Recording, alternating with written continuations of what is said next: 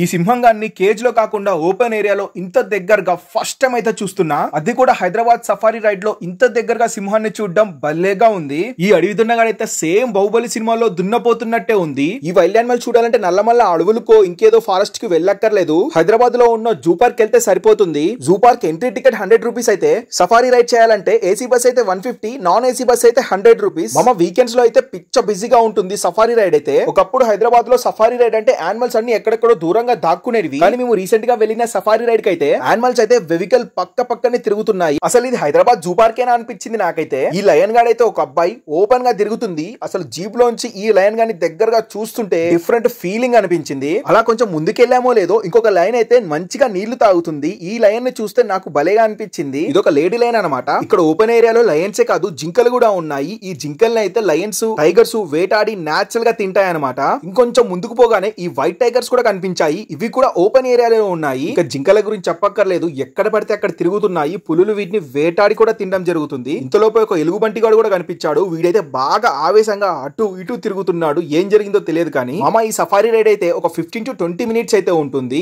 Animals బయటనే తిరుగుతుంటే మీకైతే భలే ఎక్స్పీరియన్స్ అయితే ఉంటుంది. వీటి కోసం పెద్ద పెద్ద నేషనల్ పార్క్స్ కి వెళ్లాల్సిన అవసరం లేదు. హైదరాబాద్ లోనే ఎంచక్కా చూసేయచ్చు. అండ్ ఇక్కడ చూడండి అడవి దున్నల గ్యాంగ్ సఫారీ వెహికల్ మొత్తాన్ని బ్లాక్ చేసి పడేసాయి పోనీయకుండా. అండ్ ఈ అడవి దున్నగాన్ని చూడండి బాహుబలి సినిమాలో ఎట్లుంటుందో సేమ్ అలానే ఉంది. మరి మీలో ఎంతమందికి వైల్డ్ యానిమల్స్ అంటే ఇష్టం కింద కామెంట్ చేసి చెప్పండి. ఇలాంటి మరిన్ని ఇంట్రెస్టింగ్ వీడియోస్ కోసం మన ఛానల్ ని సబ్స్క్రైబ్ చేయడం మాత్రం మర్చిపోకండి. Thanks for watching our video.